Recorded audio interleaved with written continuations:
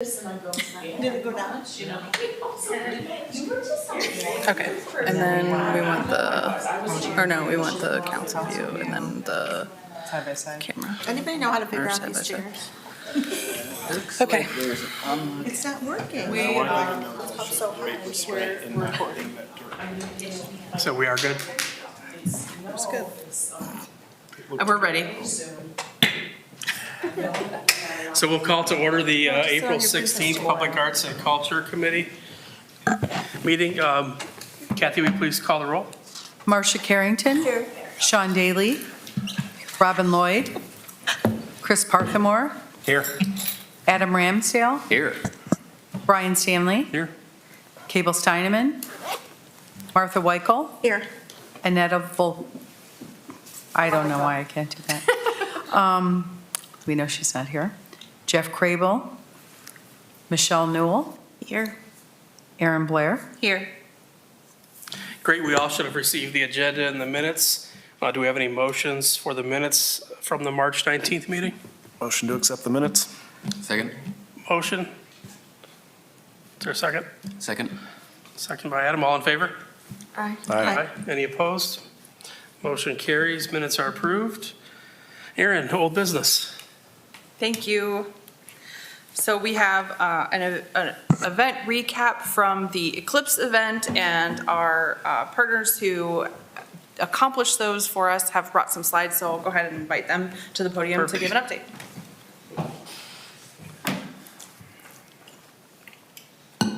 Thank you for doing this, Erin. Absolutely, thank you. Do you want the clicker? Or you can use the I'll use that. Yeah. Hi, everyone. So fun to be on this side. It's so great to see you guys. Hold on, Erin. It's not up. Oh, maybe I have to extend the display. PowerPoint is really good at showing it, forcing itself onto other screens, but other programs are a little more shy, and we have to give them some encouragement by going into the display settings and extending the display. It's fun when your job becomes part-time tech. It does say extend the display. Duplicate, that's what we want. There we go. There we go. Thank you, ma'am. You're welcome. Tom will be proud. So we are here today just to start off and say thank you. I think it was a really fun background story on how this whole project happened. As many great stories begin with a beer, several of the city staff and Shores and Islands staff and GSP staff were together talking about how art really enriches places and how we had this really great event with the Eclipse that all was centered at the pier. And wouldn't it be great if we got people off the pier and walking throughout our town?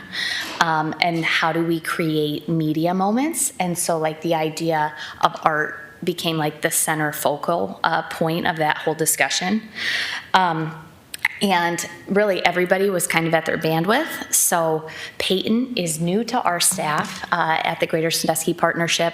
And I basically asked Aaron and everybody there if we could hold off until Peyton came aboard, we could then like begin moving it. And so Peyton really oversaw this project from a project management perspective. So again, this slide just kind of hits on the goals we had, which was walking around and increasing foot traffic for our businesses, instilling people with good memories through art, and then creating these photo opportunities. So with that, I'm going to hand it over to Peyton so she can walk you through what happened.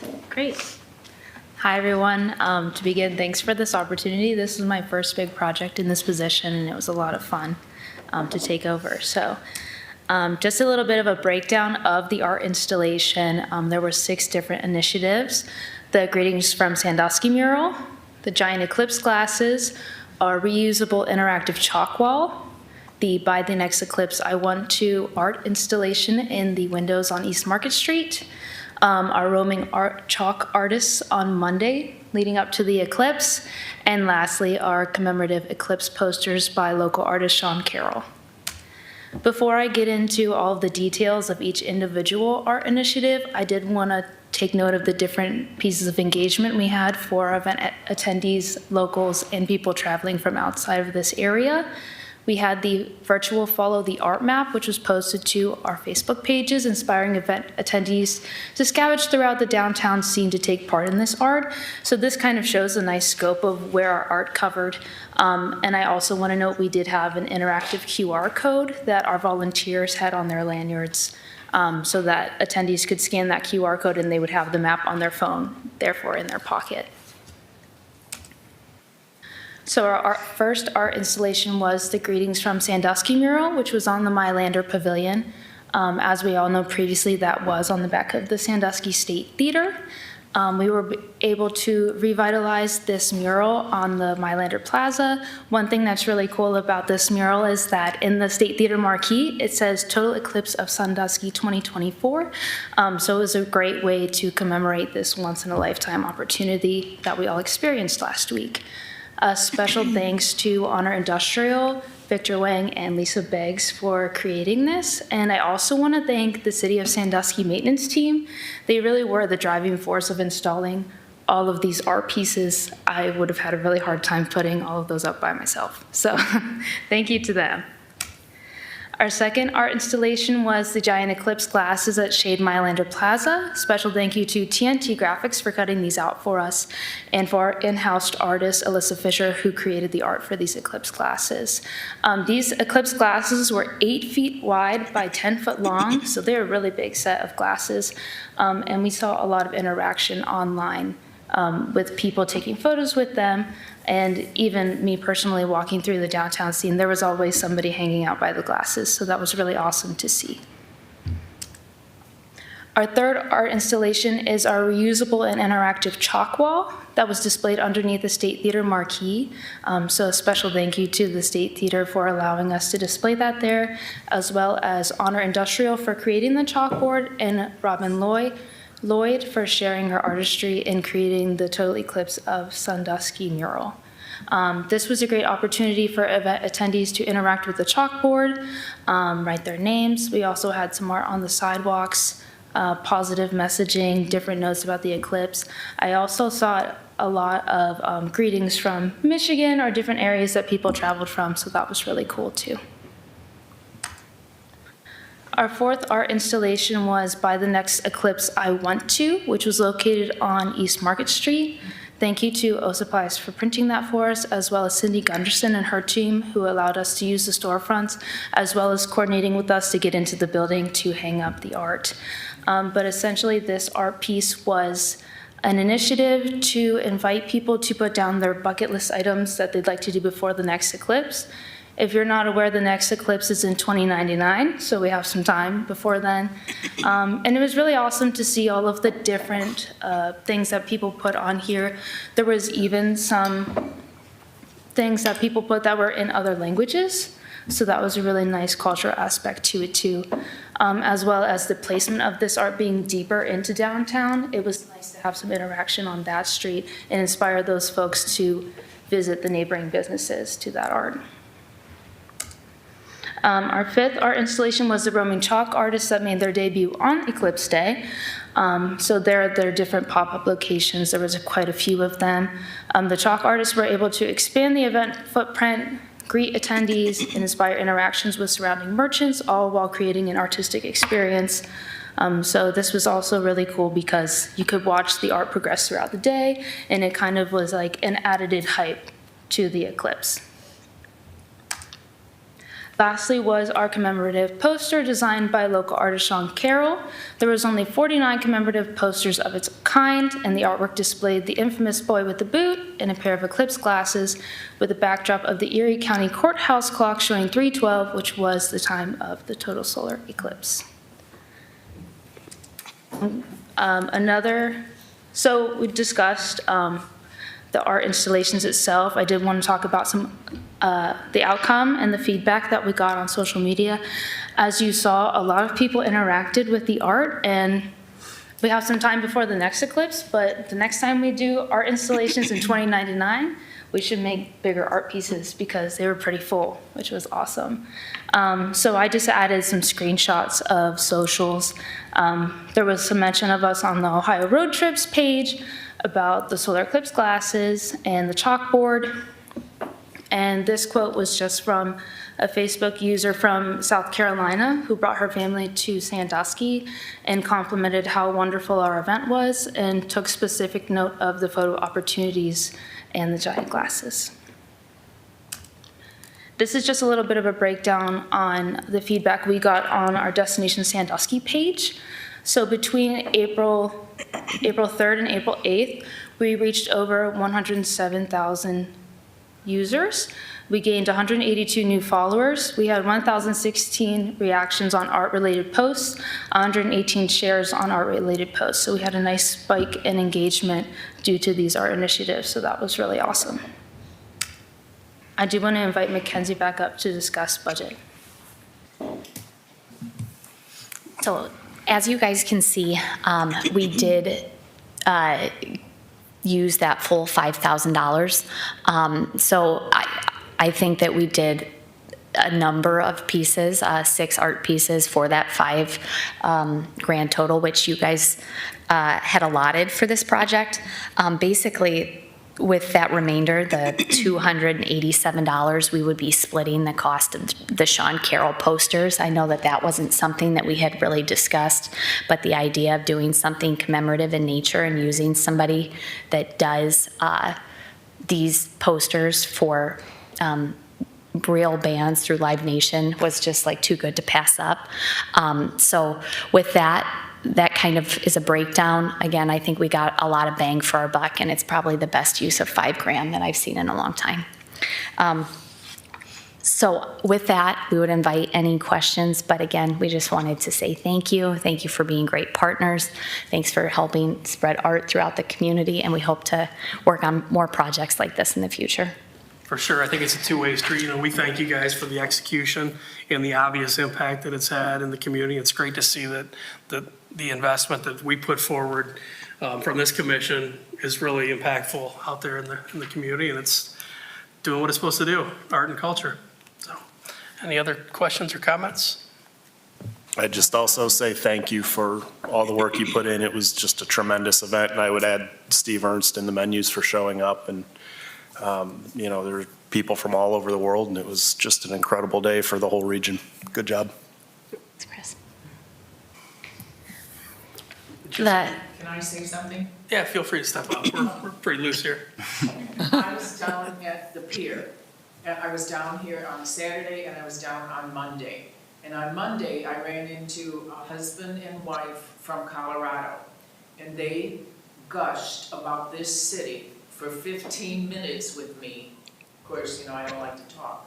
But they said, this is an incredible event. And we started researching in January to see who was organized, what city, you know, was posting stuff. And they said, you guys won out because you were organized, we knew what was happening. And so then she said, do you do all your events like this? I go, what do you mean? Like, is it always this great? And I said, yes. And then we started talking about Witches Walk and Ohio Bike Week. And before I left, they said, we're coming back in October for Witches Walk. So that was very cool. Nice job, Donna. First-hand reaction. Yeah. I think, and I apologize, the last thing maybe I wanted to mention on this was just that a lot of the money went directly into the hands of artists. So for example, you can see our 4 chalk artists up there. It was really great because we used artists from the Chalk It Up Sandusky series. They are elated and would love to help with future projects like this. But even as Peyton and I were walking around, I mean, we all have really great anecdotal stories to share, but it was really great to see people interacting with artists, and that's kind of what this commission exists to do. So thank you guys for that. Exactly, thank you. Thank you. All right, Erin, you want to?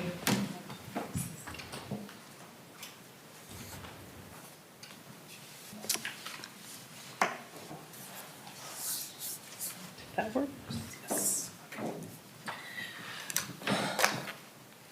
So as they mentioned, the total expenditure was $5,287, and the Arts Commission has approved $5,000. Because the commemorative poster was not part of their original proposal, if you're in support of that, I'd like to recommend a motion to accept an amendment to the event budget proposal to include the commemorative poster. That would not affect the total amount. We'll still be paying out $5,000, but that would cover, and then the GSP will cover the remaining $287.47. So moved. We have a motion? Make a to accept. E-motion, do we have a second? Sorry. Second. Sorry. Adam seconds, all in favor? Aye. Any opposed? We should probably do a roll call on that, Kathy. Now that I'm thinking about it. Marcia Carrington, Yes. Chris Parthmore, Yes. Adam Ramsdale, Yes. Brian Stanley, Yes. Martha Weichel. Yes. That motion passes. Next up, artist-led grant. Thank you. We've received an artist-led grant proposal for Chalk It Up Sandusky.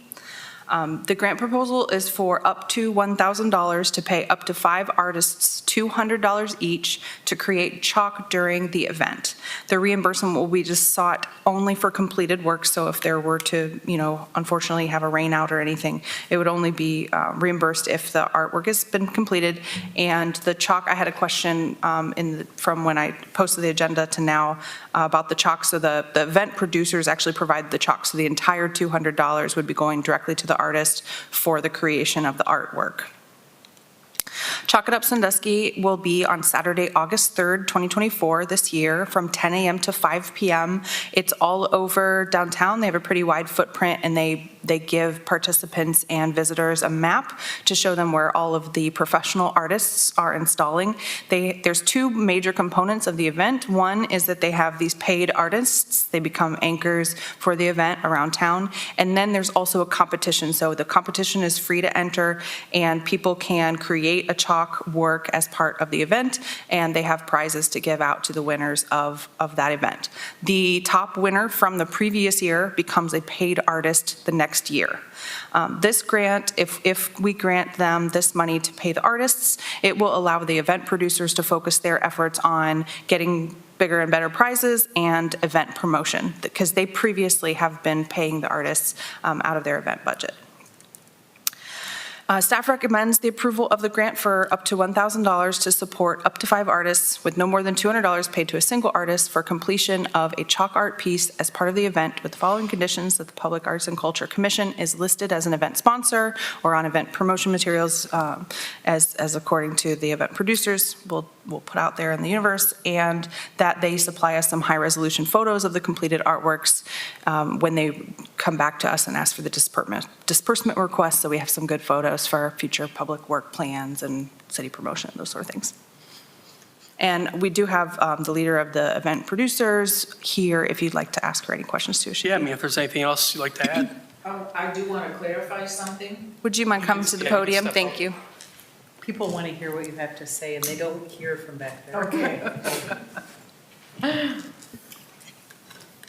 So I just want to clarify about the completed artwork, because, last year, we had half their artwork was done, and then it rained. And that is the beauty about chalk art, because you never know. You got to look at it right while it's there, because you don't know how long it's going to last. So if we don't cancel the event, as we have in the past 2 years, and it rains during the event and washes their chalk away, they still get paid because they still did artwork. They just didn't get to keep it, or they just didn't get to finish it all. Because one year the girl had, like, on the corner of Columbus and Market, all the way around the corner. So she was doing a very elaborate piece. She was doing the Yellow Brick Road from The Wizard of Oz, and unfortunately, it didn't last very long. But we're going to have good weather this year. So do you have questions for me? Questions or comments regarding the Chalk It Up proposal? Just to clarify that, so if somebody starts say an artist is like 2 hours into a chalk thing and it rains. Yeah. They'll still get paid? Yes. Okay. Yes, unless, I mean, the artists the professionals start at 10 o'clock. Everybody else usually comes down by 11. But if they start chalking and it rains, I mean, if there's clouds in the sky, even if they say it's going to rain, because it is Ohio, and sometimes it doesn't rain. But I wished I had the video of last year because, we had a monsoon, and Nikki and Robin were on the corner of, in front of the Bonnie, trying to lay tarps out, and the wind was blowing the tarps up over their heads, and it was really a sight, but alas, it still got washed away. That's all you can do. But I will tell you the coolest thing, last year we had some people from Virginia that were here, or West Virginia, one of them. But they came, they were visiting, and they saw, I think on Shores and Islands, they saw the event, and they came downtown and brought their whole family to chalk, and it was really cool. The first year, we had 2 ladies came, and we thought they just had a lot of kids, but they were, different. And we ended up finding out that they were from a daycare center, somebody doing daycare in their home. Well, these little kids, they were probably, I don't know, ages 5 to 10.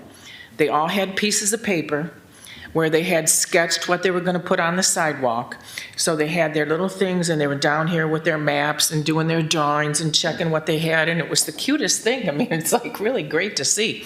It is so fun to watch everybody come down, and hopefully we'll just keep bringing more people down, and, they have to stay. If they're going to win a prize, they have to stay until the end. So then, what are you going to do when your chalk's done? You go eat, you go drink, and we encourage them to do all of that. Great.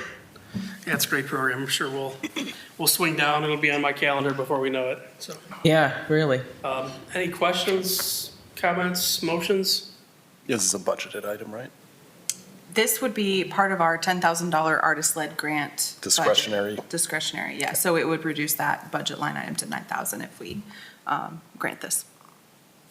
We Make a good. motion to approve the grant for $1,000.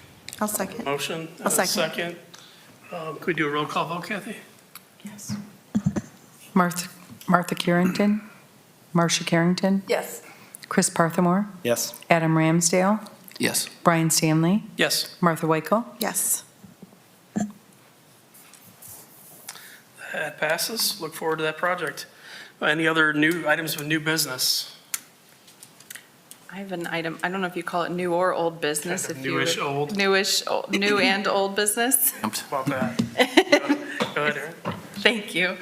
So we have had a lot of conversations about public art for Columbus Avenue. We know we've been saving up budget for that and starting to facilitate some conversations about what that might look like for anybody that hasn't seen that recap for the 2024 Public Art Work Plan. The Arts Commission did an engagement about what that art may or may not look like.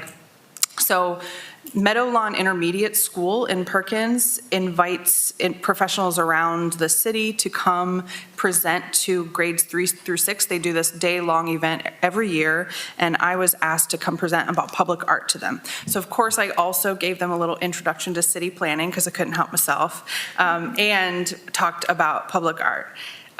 So it was on Thursday, March 28th, from 10 to 5. I spoke to about 160 students from grades 3 through 6. I'm guessing that based on the number of stickers I got, and you'll see that here in a second.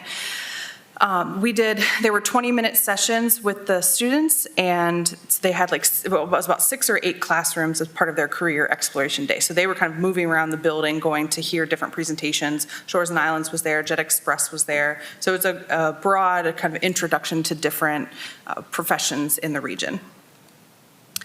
So I did the presentation, like I said, I started with a little bit of city planning because I chose to tell them a story about how we engage with the community in order to make decisions. So I told them about the Jackson Street Pier and how all these community conversations happen, and then we do a drawing. I showed them a rendering, and then we have a drawing, and then we go back and we say to the community, is this right? Did we hear you? And then we make changes based on what people say. So I told them a couple stories. One was about the Kedziora balancing sculptures, which they are so fascinated with. A lot of the kids had seen the balancing sculptures and loved them, and I told them that we had worked together to purchase a few of those, and that we put up survey out there and asked people what their favorite was, and that's what helped us make the decision which ones to buy.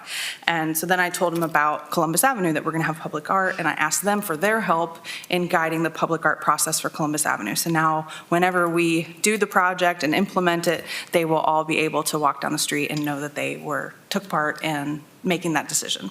So what I did is I basically made them 2 posters, and I pulled all of the photos that are in our 2024 work plan as examples, inspiration examples that we've just been using and looking at, and I put them on posters, and then I gave everybody 2 stickers, and I told them to put a sticker on their top 2 favorites, and if they really liked one above all the other ones, to go ahead and put both their stickers on one. So I counted all those up. So you'll see there's a graph on the left, and I just gave them each a nickname. By far, the bear was their favorite. And then I called them the spinny benches. And again, these have real names, and the real names are printed in the 2024 work plan. But that's just a nickname I used to make the chart for you today. And then the third one were the light up pitcher plants, and the fourth one was the squirrel. Themes from the conversation with the kids, I think they really are gravitated towards recognizable components. So I noticed a few times when I introduced the pitcher plant one, number 3 on this slide, I said that those art pieces are actually designed in inspiration of a pitcher plant. And they all lit up, as soon as they understood and they saw how that was kind of like an organic shape come to life, they gravitated more towards it. So I think the bear and the squirrel, those all have that theme of being like a recognizable thing. A number of questions, they asked me if they were going to be able to climb on it. So I think that's why the spinny chairs were number 2. They really were attracted to the idea of being able to climb on the art that we put in, and I did let them know that there are a couple installations of stacked benches as part of the streetscape project that they will be able to climb on, so they'll definitely have something on Columbus Avenue they can climb on.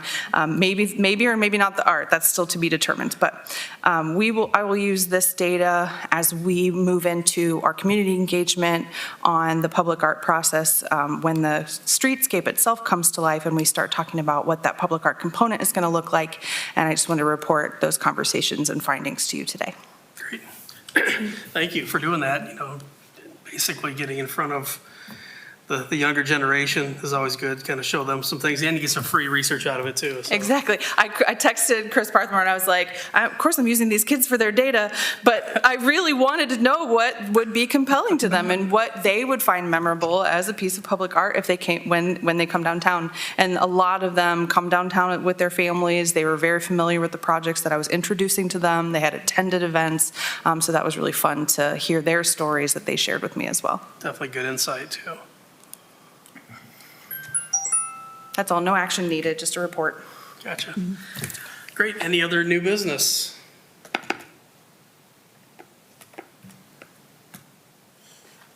Motion to adjourn?